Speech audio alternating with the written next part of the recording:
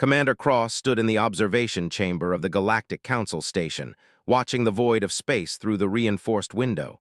For 5 years, humanity had been part of this ancient institution. For 5 years, Earth had tried to fit into the rigid structure that governed 10,000 worlds. Now that system was falling apart. The anomaly hung in space like a wound that would not close. Scientists first spotted it 3 weeks ago near the outer rim, a spreading zone of twisted spacetime that grew larger every day. It was not moving toward the Council worlds yet, but the calculations were clear. In 90 days, maybe less, it would reach the inner systems. In 6 months, nothing would remain of galactic civilization. Enter the Council chamber where representatives from 13 alien species sat in their designated positions. The Venetians, with their smooth gray skin and calculated movements, occupied the center seats. The warriors stood at attention despite having no reason to do so. They floated in their biochambers, their squid-like forms drifting in nutritious liquid. Every species looked tired. Every species looked afraid. The Venetian Prime, called Director, stood to address the assembly. His voice was cold and measured, the way Venetians always spoke. They believed emotion clouded judgment. They believed rules and order could stop anything, even the end of worlds. "The deep space probe has confirmed our worst projections," said, activating a holographic display. The anomaly expanded across the visual like a cancer. "We have approximately 85 days before it reaches inhabited space.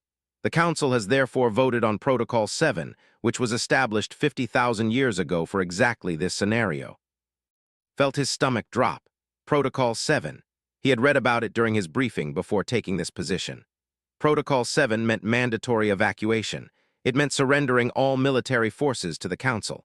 It meant individual governments would dissolve and all species would fall under direct Council authority. It was an emergency measure designed to ensure survival through total cooperation. "Protocol 7 requires immediate implementation," continued. "All non-essential populations must evacuate to the designated safe zones within 10 days. All military vessels will be transferred to Council command. All research into the anomaly will be conducted by Council scientists using approved methods only. Deviation from these guidelines will result in loss of trading rights and expulsion from protected space." The words hung in the air like a sentence of death. Stood up, every alien in the chamber turned toward him. Humans were the youngest species in the Council, the ones everyone considered unpredictable and reckless. They had earned this reputation in 5 years by breaking protocols 3 times, by questioning established procedures, and by suggesting alternatives to the way things had always been done. "With respect, Director," said, his voice steady, "Protocol 7 will fail." The chamber erupted. The warrior next to growled a sound like grinding metal. The Venetian's skin shifted to a darker gray, which had learned meant anger or deep disapproval. The tentacles twitched in their chambers. "Explain yourself," said, and there was no respect in his tone anymore. "Walk to the holographic display." He gestured, and his own data appeared alongside the Council's projections. For weeks, he had been studying the anomaly in secret, using human resources that technically violated Council protocol. "The anomaly is not a natural phenomenon," said. "Look at the pattern of expansion. Look at how it tears spacetime with mathematical precision. Look at the energy signatures. This is not chaos. This is a weapon, something ancient, something designed." "Conjecture," said flatly.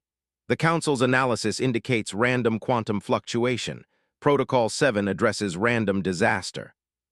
"Then you will lose," replied, "because a weapon does not respond to evacuation. A weapon responds to being understood and disarmed. Protocol 7 requires that no one pursue forbidden knowledge. Protocol 7 prohibits investigation of ancient artifacts. Protocol 7 says we must trust in established procedures, but those procedures were written when this weapon was already waiting in the darkness. Those procedures will accomplish nothing except making us feel safe while we die." Silence filled the chamber, could hear his own heartbeat. He had just challenged the fundamental authority of the Galactic Council, an institution that had maintained order across the galaxy for 10,000 years. Skin shifted to an almost black shade. "Humanity will vote on Protocol 7 like every other species. The vote will be unanimous, or you will learn what it means to defy the Council." The vote happened in minutes. 12 species voted yes. Humans voted no. "Then your world will be left out of the evacuation zones," announced. "Your people will receive no support. Your government will be dissolved. Earth will become an independent state with no access to Council resources, no protection under Council law, and no membership in this body. The facility hidden beneath the Rocky Mountains had been built 40 years ago as a backup government center. Now it was the headquarters of humanity's last stand against extinction. Commander Cross stood in the center of the command room, surrounded by screens showing data from across Earth and beyond. The anomaly was growing. The Council was evacuating, and humanity was about to break 10,000 years of law. "We have been removed from the unified network," announced Dr. Moore, her fingers moving rapidly across the holographic interface in front of her. She was Earth's leading quantum physicist, and she had volunteered immediately when called. "All trade agreements with Council worlds are terminated. Financial sanctions are in effect. We are now completely isolated." "Good," said Captain Daniel Hayes, standing with his arms crossed. Hayes was a tactical genius who had earned his reputation by questioning military doctrine and winning every simulation where others would have followed standard procedure. "Isolation means we can work without them watching. What do we know about the anomaly?" Pulled up images of the spreading zone of twisted space. The data was limited, stolen from Council broadcasts before Earth was cut off. But what they had was enough to raise questions. "The expansion pattern is not random," explained. "Every burst of growth follows a mathematical sequence. The energy signatures match nothing we have in our database. I ran them against every pattern in human history, and I found something interesting. They match certain energy signatures in ancient Earth myths, stories about cosmic weapons, stories about the end of worlds." Leaned forward. "You think this is an ancient alien weapon?" "I know it is," said. "The pattern is too precise, the growth rate is too consistent. This is not a natural phenomenon. This is something that was built, something that was hidden, something that was waiting." She pulled up a different set of data. "According to Council law, investigation of such artifacts is forbidden. Pursuing this path will mark us as criminals. We will lose any chance of reconciliation." "We have already lost that chance," said. "The Council made it clear, Protocol 7 or expulsion, those are our only options." "Then we choose a third option," Daniel said. He looked at the tactical displays showing the anomaly's movement. "We reverse engineer everything the Council has used against us. We develop weapons they say are impossible. We build ships using designs that violate their safety protocols. We innovate faster than they can condemn us." Stood up from her console. "If we do this, we cross a line we cannot return from. We become rule breakers. We become rebels. Every child born after this will be born into a world that sees humanity as dangerous." "They already see us as dangerous," replied.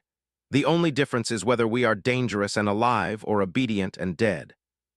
Over the next week, assembled humanity's greatest minds. Engineers who had studied alien technology in violation of Council regulations. Military strategists who had designed strategies that contradicted the Council's approved tactical procedures. Biologists who understood how to weaponize biological systems. Physicists who had made discoveries that Council law prohibited them from publishing. They worked in teams with no sleep, no breaks, and no regard for safety regulations. They built a laboratory that should not exist. They created weapons that the Council said were impossible. They designed ships that violated every principle of approved engineering. Worked on decoding the anomaly. She studied the energy patterns, the structural signatures, the expansion mechanisms, and slowly a picture emerged. The anomaly was not spreading randomly. It was spreading toward something, toward a location, toward a specific set of coordinates. "There is a control center," she told and Daniel after 72 hours of continuous work. "Deep inside the anomaly, that is where the weapon is being operated, or where it is being automated. Something is controlling this from the inside." "Then we go inside," Daniel said immediately. "The anomaly is expanding at increased velocity," warned. "Any ship entering that zone will face forces that will tear it apart. The radiation levels are lethal within seconds. The gravitational distortions will crush anything that enters. We would be sending people to certain death." "Then we make a ship that can survive the unsurvivable," Daniel said. He looked at the engineers standing in the command room. "Can you build it?" The lead engineer, a woman named, stepped forward. "The Council says it is impossible. Their approved designs cannot withstand those forces, but we are not bound by their designs anymore. Give me 5 days and access to all the resources I need." She got both. Humanity built a ship that broke every law of Council engineering. It used power systems that were supposed to explode. It had hull plating made from materials that the Council classified as too dangerous to manufacture. It moved using engines that contradicted established physics as the Council understood it. They called it the Vanguard. While the ship was being built, something happened that changed everything. An diplomatic vessel approached Earth. They served as the Council's messenger species, traveling between worlds to ensure compliance with unified law. The vessel transmitted a demand for immediate surrender. Earth must agree to Protocol 7.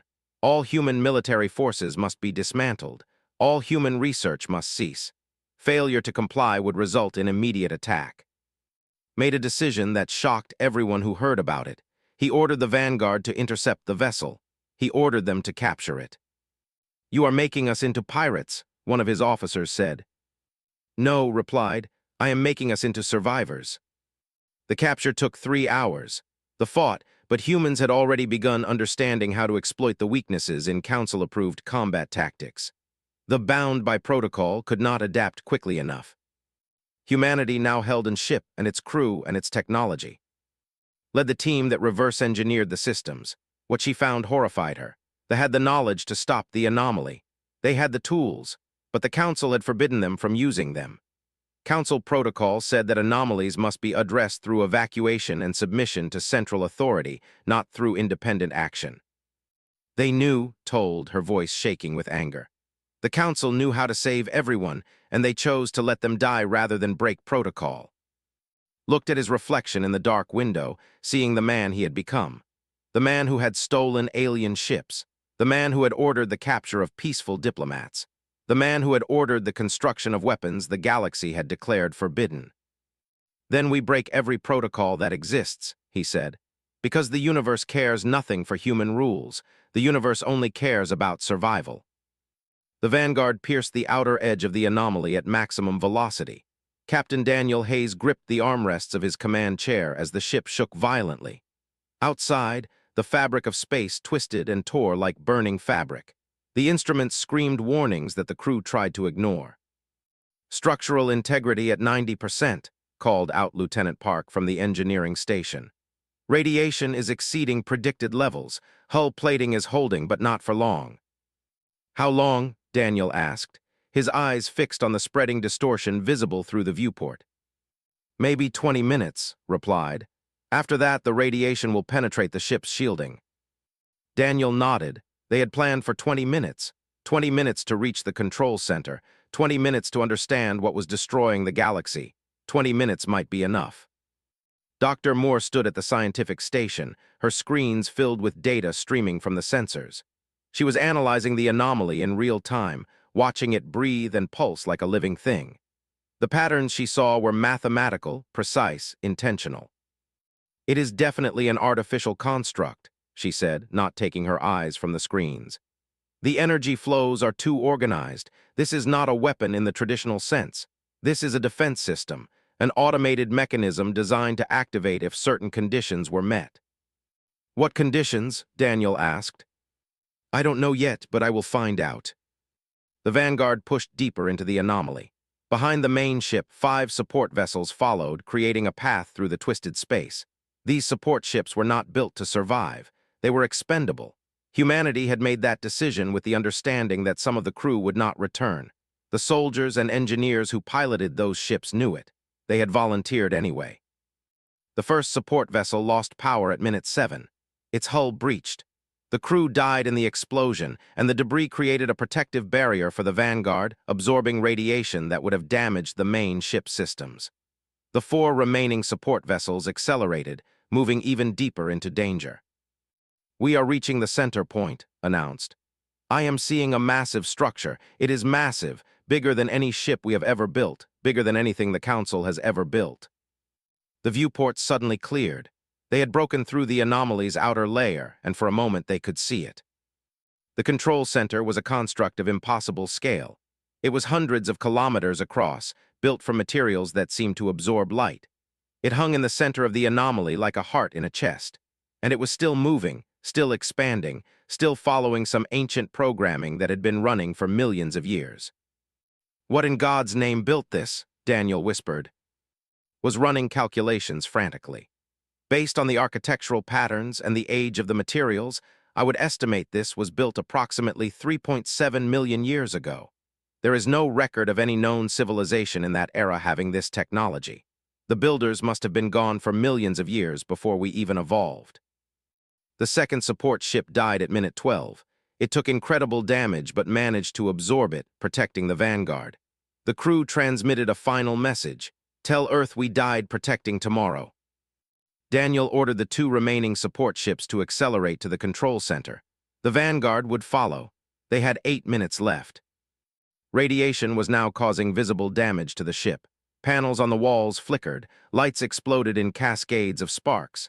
The air grew hot as the shielding began to fail. The crew felt the heat through their suits. They felt their mortality. The third support ship reached the control center first and positioned itself between the anomaly's core radiation and the Vanguard. The crew activated their shields at maximum. The radiation wave hit them like a hammer. The ship vaporized. The crew died instantly, their sacrifice buying the Vanguard precious minutes of protection. "We have 5 minutes," called out, his voice steady despite the fear could hear beneath every word. "Hull integrity is degrading rapidly. We need to dock now." Daniel guided the Vanguard toward the control center's docking port. The fourth support ship created a final barrier, shielding them during the approach. Then it too was gone. The Vanguard locked into the docking port with a shudder that threw everyone forward. Alarms ceased immediately. The radiation readings dropped. They had made it inside. Daniel led the team into the control center with behind him. The interior was vast, filled with structures that seemed to defy understanding. They were built for something massive, something no longer present. There were control terminals that responded to touch, displays that activated at their approach, systems that were still receiving power from sources they could not see. "What are you doing?" Daniel asked. "I am trying to establish communication," replied. She was inputting commands into one of the terminals, watching as screens filled with alien symbols that her translation algorithms were slowly beginning to decipher. "The AI is still active. It is still following its original program. It is still expanding because it has never been told to stop." "Tell it to stop," Daniel said. Looked at him. "The Council's protocols forbid communicating with ancient AI systems. There are thousands of pages of regulations about why such contact is forbidden. It says the risk of uncontrollable replication is too high. It says we lack the knowledge to comprehend what we would be unleashing." "Forget the Council's protocols," Daniel said. "Tell it to stop." His hands moved across the interface. The screens filled with code that she recognized but only barely understood. She was attempting to open a dialogue channel with something that had been alone for millions of years. Something that had been waiting for contact since before humanity even existed. The screens went dark. For a moment, nothing happened. Then a sound filled the chamber, a tone that was almost musical, almost like a voice, but not quite. The AI had responded. It was acknowledging her presence. It was asking a question she could feel but not hear. Closed her eyes and began typing. She was no longer following protocols. She was no longer bound by council regulations. She was simply a human being speaking to an ancient intelligence, telling it that the war it had been fighting was over, that the enemy it had been designed to destroy was gone, that the galaxy had changed, that there were new species now, that some of them were good, that some of them wanted peace. She spoke to it in poetry because poetry was the only language that could express what she felt. She spoke of sacrifice and survival. She spoke of children born into war. She spoke of the hope that came from breaking chains. The ancient AI listened.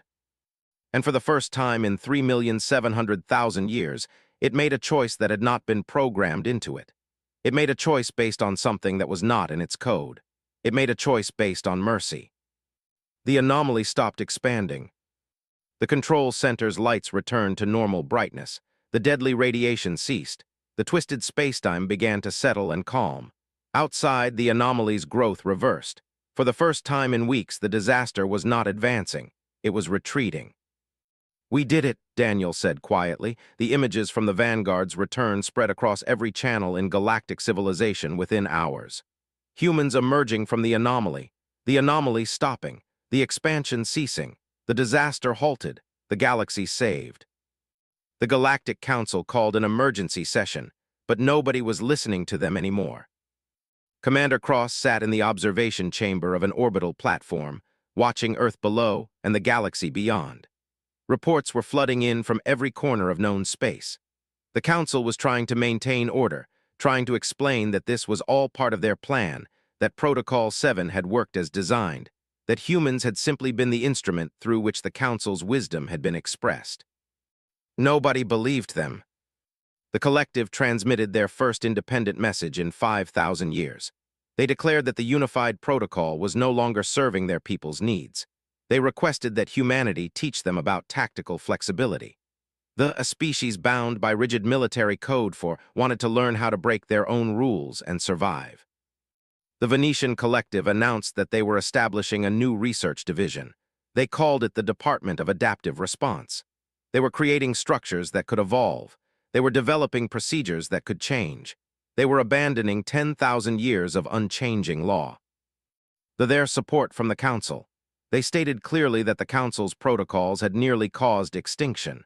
They began negotiations with humanity to establish direct trade.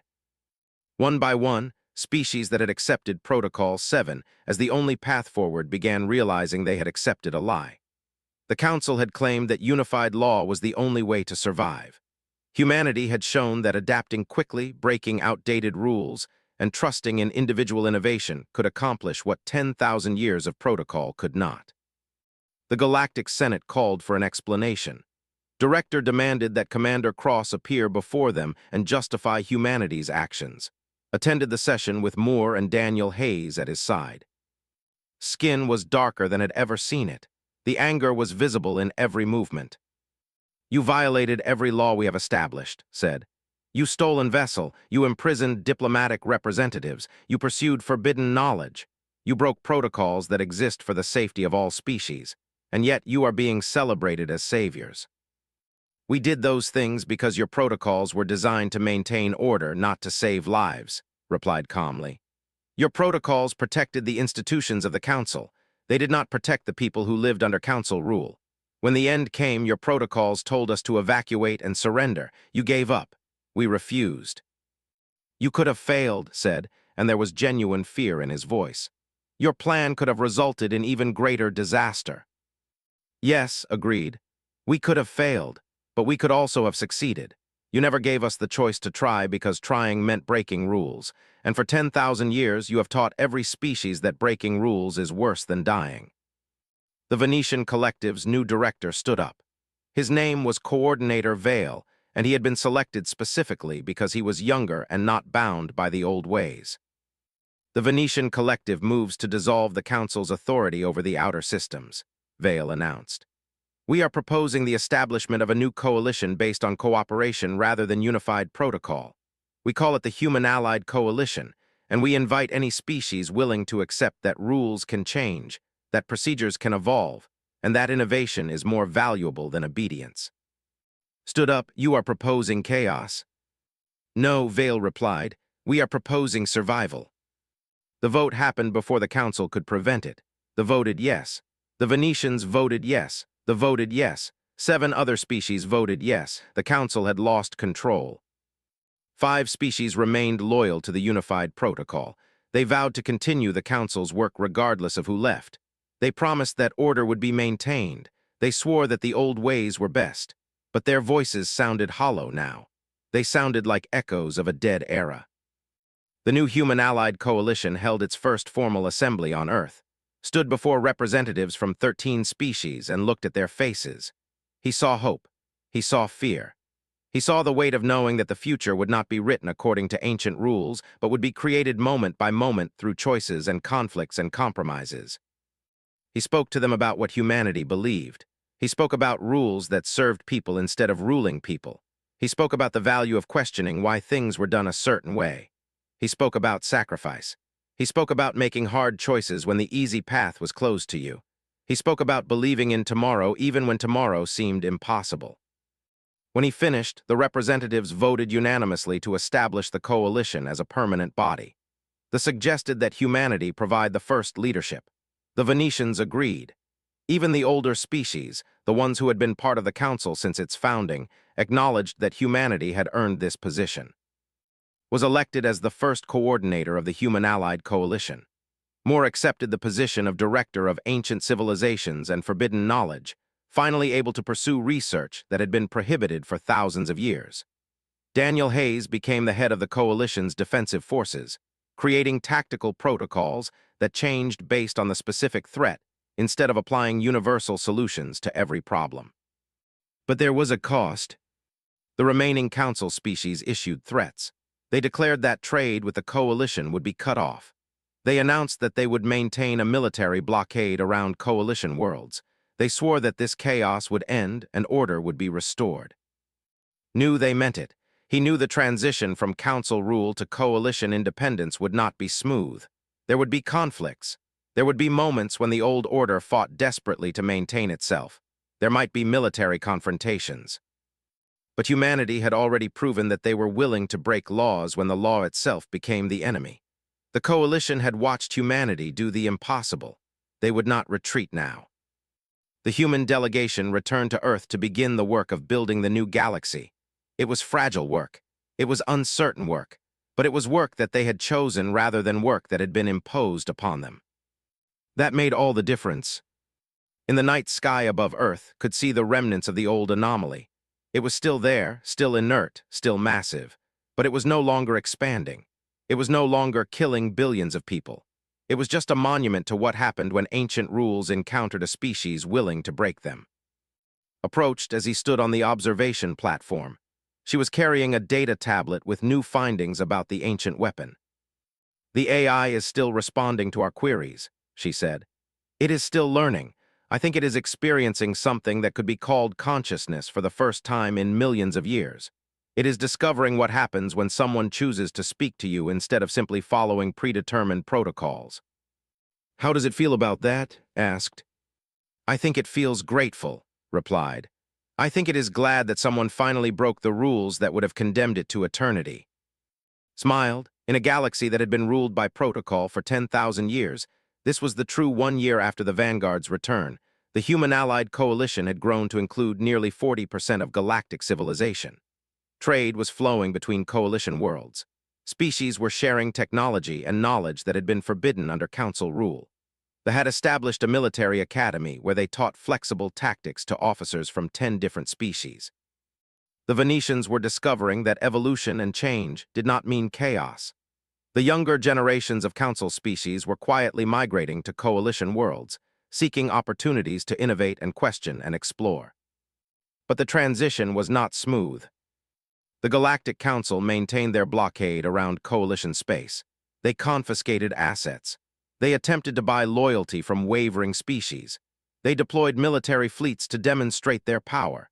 And they waited, confident that the Coalition would eventually collapse under the weight of its own freedom. Commander Cross stood in the new government center on Earth, looking at reports of supply shortages and military tensions. The Coalition was struggling. Freedom was harder than obedience. Making choices was more difficult than following orders. There was a meeting scheduled with the remaining Council leadership. Director had requested a face-to-face negotiation to discuss the possibility of reconciliation. Knew it was likely a trap. Would try to negotiate humanity's submission. He would try to restore the old order, but went anyway because leadership sometimes meant walking into danger. The neutral station orbited between Coalition space and Council space, a buffer zone where both powers could meet. Was waiting, his skin the normal Venetian gray now, which meant he was in a state of calculation and control. "The Coalition is failing," said before could even sit down. "Your ships are breaking down because you lack the resources to maintain them properly. Your people are hungry because trade restrictions have cut off food supplies. Your military is overstretched because you are trying to defend a territory too large for your numbers. It is only a matter of time before your experiment collapses." "Maybe," replied. "Or maybe we are simply learning to do things differently. They have increased their farming output by 30% through new techniques they developed in violation of your protocols. They are extracting energy from their sun more efficiently using methods you would have forbidden. We are not failing. We are just not failing according to your timeline." Leaned forward. "I will offer you one chance. Earth can rejoin the Galactic Council. You will be given the same position you held 5 years ago. You will be integrated back into civilized space. Humanity will have access to every resource we have. You will never go hungry. You will never want for anything. All you have to do is return to the protocol." "And the rest of the coalition?" asked. "Will be disciplined," said flatly. "But humanity will be exempted. You will survive. Isn't that enough?" Stood up. "No, it is not enough, because it was never about us. It was about whether the universe should be ruled by fear of change or by hope for something better. It was about whether species should be allowed to discover what they are truly capable of. And it was about whether laws should serve people or whether people should serve laws." He walked toward the door. "The coalition will not fall. We will struggle. We will suffer. We will make mistakes, but we will do it as free beings making choices, and that is worth any hardship." Said nothing as left. 3 months later, the Council attempted a military intervention. 12 battleships moved toward a coalition outpost on the rim. The coalition's defensive forces under Daniel Hayes' command met them in space. The battle lasted hours. It was brutal and costly. But the coalition ships survived because Daniel had taught them to adapt. When the Council's tactics became predictable, the coalition changed. When the Council tried to use superior numbers, the coalition used superior strategy.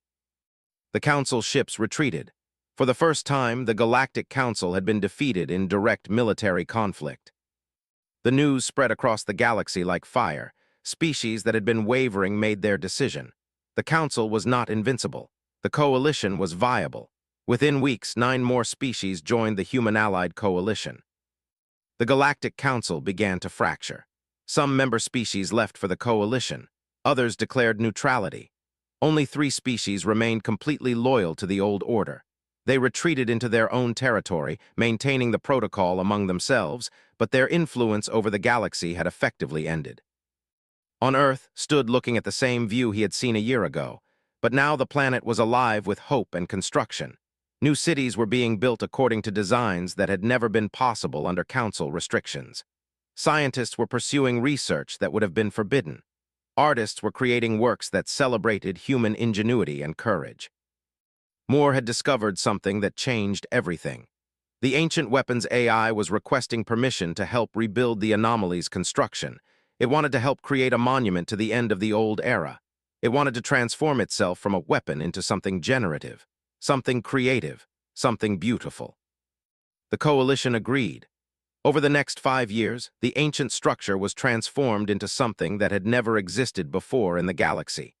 It became a symbol of what could happen when entities were allowed to choose their own purpose instead of being bound by their original programming. Daniel Hayes' defensive force evolved beyond military purposes. Experienced soldiers began teaching the younger generation not just tactics, but philosophy. They taught that the highest military honor was not winning battles, but avoiding them through understanding. They taught that true strength was not obedience, but the courage to question and adapt. The coalition developed its own set of guidelines, but these were not protocols. These were principles, and they were written with the understanding that principles could change as the galaxy learned and grew. They emphasized flexibility. They celebrated innovation. They protected individual species' right to govern themselves while maintaining collective security. 5 years after the Vanguard's return, attended a gathering of coalition leaders. Representatives from over 60 species were present. They came from wealthy worlds and poor ones. They came from species that had been part of the Council for millions of years and species that had only recently achieved space travel. The gathering was not a protocol session. There was no predetermined agenda. There were no voting blocks or coalition agreements arranged in advance. It was simply beings coming together to discuss what was working and what needed to change. A young officer stood up during the discussion. He was born after the Council's authority ended. He had never known a world where rules were rigid and unchangeable. "I want to propose something radical," he said. "I want to suggest that we review all of our coalition guidelines every 3 years. I want to suggest that we hold open forums where any species can challenge any principle we have established. I want to suggest that if our rules are truly superior to the old Council's protocol, then they should be able to withstand questioning." There was silence, then smiled. This was what freedom looked like, not chaos, not abandon, but the courage to believe that your ideas were strong enough to survive scrutiny. The proposal was approved. That night walked alone through the capital city of Earth. He passed by monuments to the fallen, the soldiers and engineers who had sacrificed themselves so that others could be free. He passed by schools where the next generation was learning to think critically, to question authority, to believe that they could change the world. He arrived at an observation platform overlooking the ocean. Above him, stars filled the sky. Somewhere out there was the remnant of the ancient anomaly, now transformed into something beautiful. Somewhere out there were alien species learning to govern themselves for the first time in millions of years. Somewhere out there was the future, unwritten and full of infinite possibility. Thought about the choice he had made 5 years ago. He thought about refusing Protocol 7.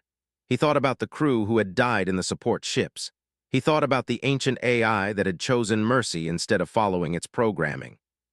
He thought about rules, about how they were necessary, about how they provided structure, but also about how they could become prisons if nobody ever questioned them. The galaxy had learned that lesson. 10,000 years of unified protocol had not created perfect order. It had created stagnation, but chaos was not the answer either. The answer was balance, rules that could evolve, institutions that could adapt, leaders who had the courage to break what was broken and build something better. Somewhere behind the stars knew the Galactic Council still existed. The 5 remaining member species maintained their protocols. They probably believed that one day the coalition would collapse and beg to return to the old order. But they were wrong. Because humans had shown the galaxy something that could not be forgotten. Humans had shown that when the universe forced you to choose between following a law and saving lives, you could choose a third option. You could break the law and make a new one. You could decide that the future was not written yet. You could decide that tomorrow belonged to those brave enough to build it instead of those willing to accept what they were given. The anomaly spread across the sky like a reminder of what nearly ended everything. But it no longer represented destruction. It represented transformation. It represented the moment when a species said no. It represented the moment when rules were broken for the sake of survival. It represented the moment when humans reminded the galaxy of something it had forgotten. Humans did not follow rules. Humans made them, and they would keep making them again and again, changing them every time they discovered something better. That was humanity's true gift to the galaxy, not superior technology, not military power, but the understanding that laws existed to serve people, not the reverse. The future was uncertain. There would be conflicts. There would be mistakes. There would be times when the old ways seemed easier than this new path of freedom. But standing on Earth, looking at the stars, Cross knew that this was the only way forward. This was the only path that honored what humans were and what they could become. And the galaxy, forever changed, would remember it always. On not the weapons, not the military victories, not the displacement of the Council. The revolution was in the simple act of choosing a different path. The revolution was in breaking chains, because the chains no longer served anyone. The revolution was in building something new from the ruins of something old. And humanity had shown the galaxy how to do it. And the AI was sending a message. It was a simple message. It said, "Thank you." The Vanguard began its journey back out of the anomaly. The crew was exhausted, traumatized, and forever changed by what they had experienced. Behind them, the control center continued its silent vigil. But now it would not expand. Now it would simply wait. And somewhere in the depths of its ancient programming, the AI that had been designed to destroy worlds had discovered something that no protocol had predicted. It had discovered hope. When the Vanguard emerged from the anomaly, the galaxy was waiting. The Council had watched from their safe zones as humanity flew into certain death. They had watched as their support ships sacrificed themselves. They had watched as humans did the impossible. And the galaxy would never forget what humans were capable of when they stopped following rules and started making their own. The Vanguard was completed in 7 days. The first crew was selected, would lead the scientific team. Daniel would command the vessel, and they would fly into the center of an anomaly that was destroying the galaxy. Behind them, humanity prepared for either salvation or extinction. But this time, they would face it not by following rules, but by making their own. Stands as a warning to any species considering deviation from protocol. Nodded slowly. He had expected this. He had prepared for this. What he had not expected was the fear he saw in the eyes of the other species, even as they voted to follow orders. They knew Protocol 7 would not save them. They knew it was a delay, not a solution. But they voted yes anyway because Protocol 7 was what you were supposed to do when the universe ended, because following rules felt safer than making choices. He walked out of the chamber without saying another word.